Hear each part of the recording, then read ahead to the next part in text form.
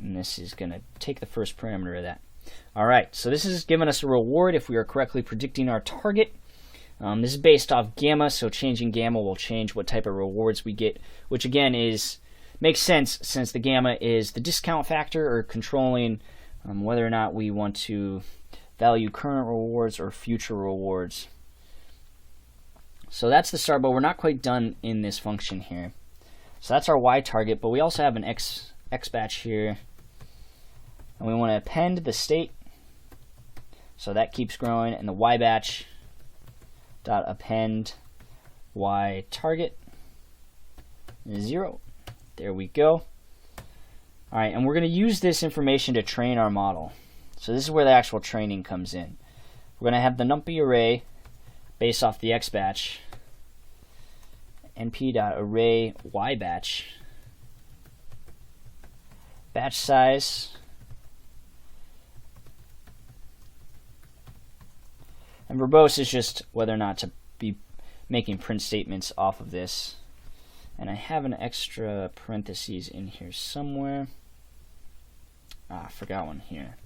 There we go. Let's take off this extra guy. There's that. And we want to update our epsilon each time because we want to progressively get less explorative. So as long as we're still greater than our epsilon min, what we're going to do is epsilon times equals. So this is going to be the current value of epsilon times our epsilon decay. So this is going to be reassigning the value of epsilon to whatever it was previously multiplied by our epsilon decay, which if you remember we defined up here as 0.995. So it'll decrease slightly each time it goes through this. So each time we call the replay function, we'll lower our epsilon, we'll fit our model based off of whether or not we're getting a good reward. So these are our nice setup functions that we're going to use all the time. But now we're actually going to have to progress to defining a run function, which is actually going to run through these and train the network. So let's make sure those compile. Yes, they do. So that's good. We can move on. Define run functions. So this is going to record the environment state and use our network to choose the best action to take. So let's define this here. Run, we don't need any parameters into this. We're going to have scores that we're going to keep track of, and this is going to have a much smaller max length. So for E, and E here is going to be our episode. So that's why we're going to have the number of episodes here. We're going to get a state. We're going to pre-process this. So we're going to use our function that we defined above, environment.reset. So we want to start from the beginning each and every time. We want to make sure our done is equal to false, and we're just going to have time step equals 0 here for I.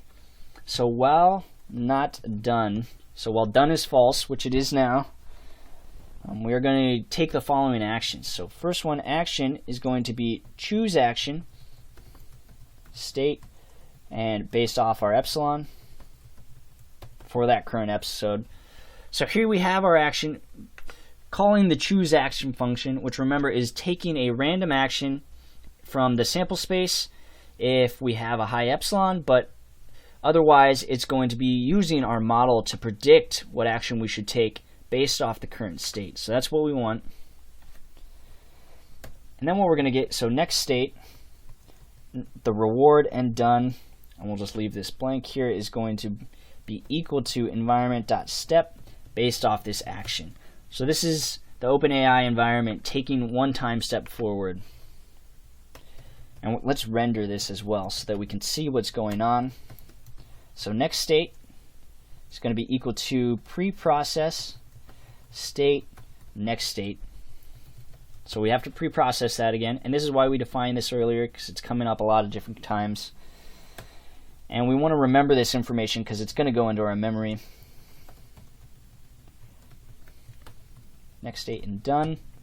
There's that. And remember, let's hope that I can spell it right.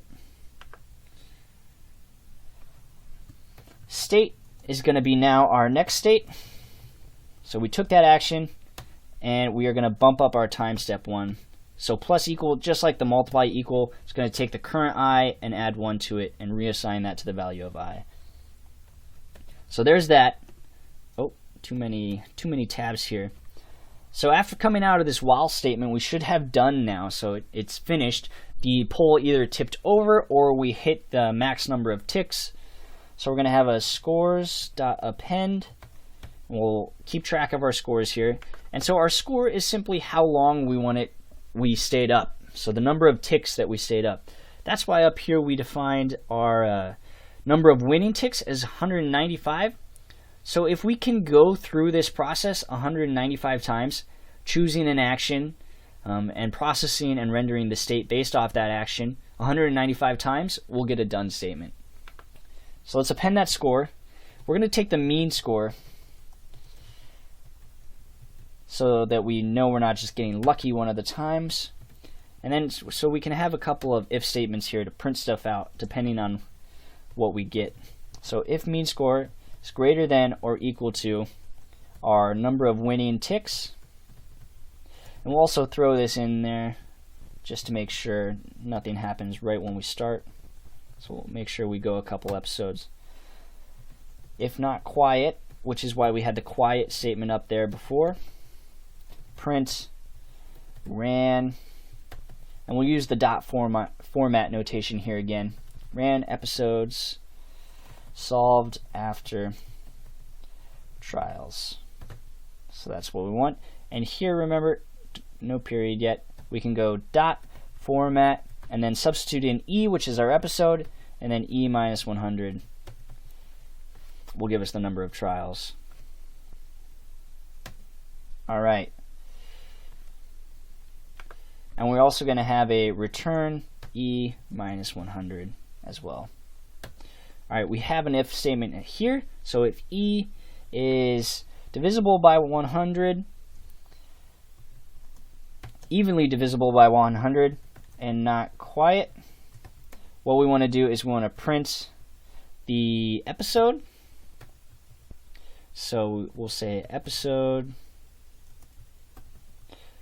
So we'll print the episode number, and we'll say mean survival time over last 100 episodes was ticks or time steps. So we'll have that. Dot format again. So episodes and then our mean score. So there we go. So actually, I'm going to change this to 20. This would print this out every 100 episodes. That's going to take a little bit, so we'll do every 20 episodes just so we can see how the model is doing more frequently. All right, so let's move on into our replay, our all-important replay function here. So I'm going to do replay, batch size, and epsilon, so we can actually train the network based off the results that we got. Then we can do one more, and we'll say if not quiet, print did not solve after blank episodes. So this is sad. We hope this doesn't come up. But we don't want our model to run forever if it's not converging. So we'll include this in here. I'll return the episodes as well. Okay. So here we have our run function. We have all the functions that are used within the run function. And we are choosing an action based off the current state. We are using those actions to train our model here. And we're changing some of our parameters. So we have epsilon decay going here. We also have alpha decay, which is changing our learning rate. But we should be good to go. So let's do a shift enter here. Invalid syntax. Let's make sure that we have an extra guy here. Much better. So that compiles. But now let's get into training the network. So this is where we're actually going to run it. Kind of a bummer about the way the OpenAI Gym is working and the way it works in conjunction with Jupyter Notebooks is that it's not going to run very well since we already initiated the environment up here. So what we're going to do is we are going to copy our functions here, and we're just going to copy and paste them all the way down into one cell. So it'll start environment and run all at once. So I'm going to go through here and do this really quick. You should as well. So all I'm doing is highlighting the cells, Control C, and then I'm going to come down here and write it all in one cell. And we can take these print functions out here. We don't need to be printing the version every single time. So we have our imports here. We're going to have a couple more later when we import the specific layers that we're using for our neural network. We don't need this guy here. This is the environment that we initialized earlier, so that's the one that's kind of messing us up. We do need our parameters, so let's take these.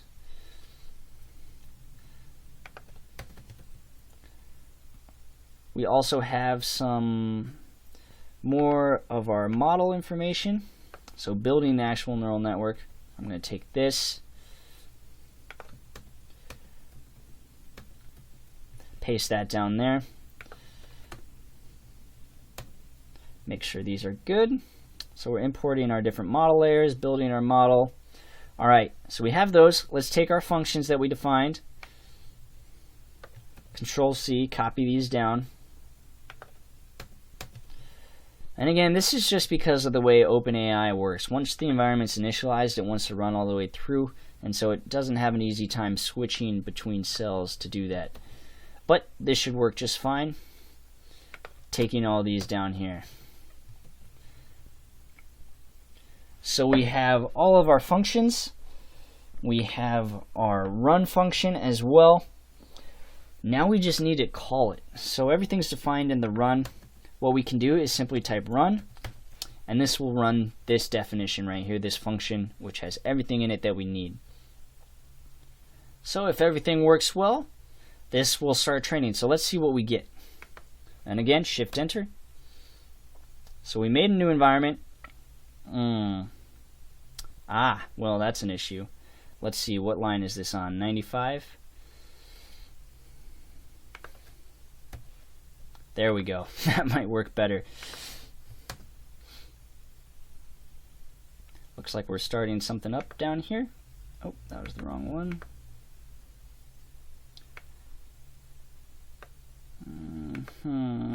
Here we go. And so here we go. And you see it's ending pretty quick. So it stops whenever this pole gets to 15 degrees to the side. And it's not learning too quickly here. Because you can see our mean survival time is actually going down. Which means we have an issue with our model here.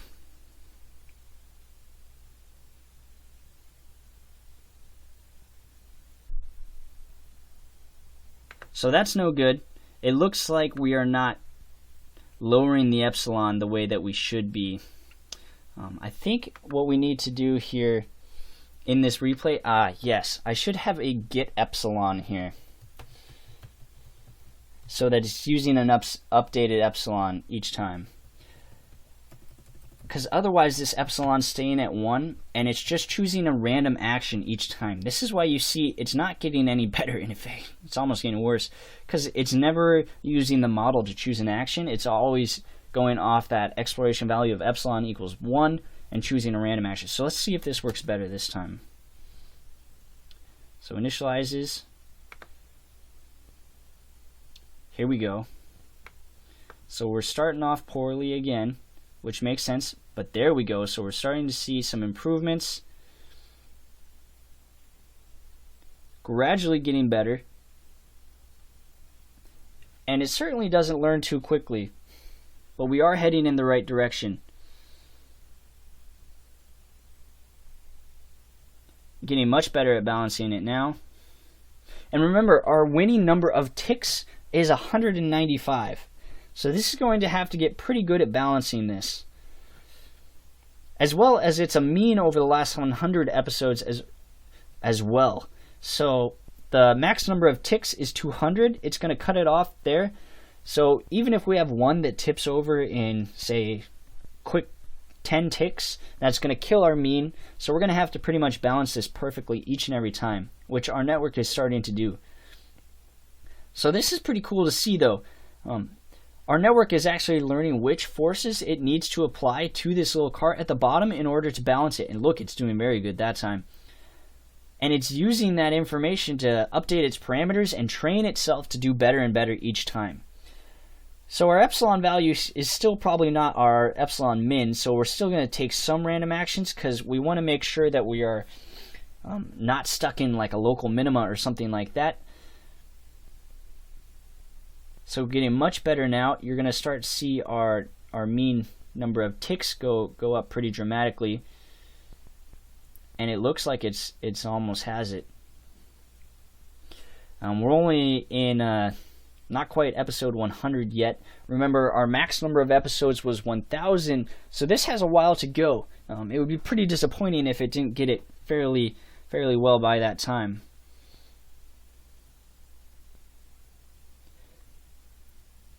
And so you can see it kind of get stuck into local minima where it's always pushing it off to one side, and that's why we really want to take some of these random actions.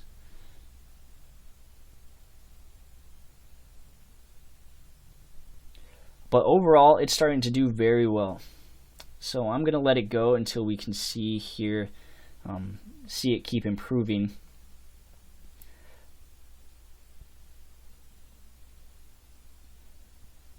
The card pull certainly isn't as cool as maybe like an Atari game or a game of chess or checkers, but it's the same concept, so it's incredible to see it learn this sequence of forces to actually balance this. I mean, have you tried it balancing the pull on your hand? Not quite as easy as it would look. Certainly possible, though.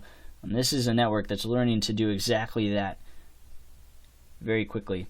So we're only up to 63.11 ticks here. And again, this is averaging. This is actually our average over all of the episodes that we've run since we're only on episode 100.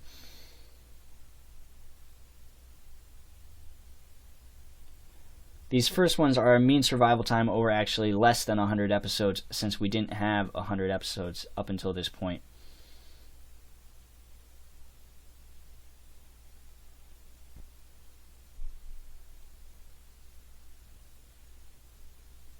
But still getting substantially better. But let's talk a little bit about some of our principles of experimental design in machine learning. Let's say this converges in a couple hundred episodes and we hit our winning number of ticks. Does that mean we have the best algorithm out there? Certainly not. Furthermore, we might have the best model definition, but not the best parameters. So please play around with some of these hyperparameters and see if you can get better results. Changing the batch size, changing epsilon, gamma, or alpha, or learning rate are all going to impact how well our algorithm performs. What happens if you add another dense layer in there? So some of these things you can do to start doing that factorial search for the best algorithm. We really want to compare all of these different parameters and make sure we're optimizing them correctly. But remember again that this is training. So if I run this network, it's going to converge in a certain number of ticks, I'm assuming. And I've done this all the way through, so I know that it will. But that number of ticks or number of episodes is not going to be exactly the same for each training scenario. So really what we should do is run this a couple of times and take our average number of episodes to our winning criteria, and then use that instead of just running it once. So if you're looking for the best parameters, you want to run it a couple of times. I know not everybody has that amount of time available, but ultimately that's what we should be doing. And this is actually a really cool part of OpenAI Gym, and one of the reasons that it was built. They have all these different environments that they encourage people to build different algorithms for, and then post here so that other people can see how well you're doing. So some of these episodes before solve, 0, there is a way to simply solve this without machine learning, but some of these other ones have really good write-ups about what they did. And so this is a way for people to compare their algorithms and compare the results so people can start finding the best solutions. You know, OpenAI is kind of committed to making artificial intelligence research available to everyone. So this is a way that they are making it open source and available, in that they are comparing different people's algorithms through these different environments. So look, we're almost to our winning scenario here. We're at 145, so getting much better here. Although you see it still messes up sometimes. So it's not quite there.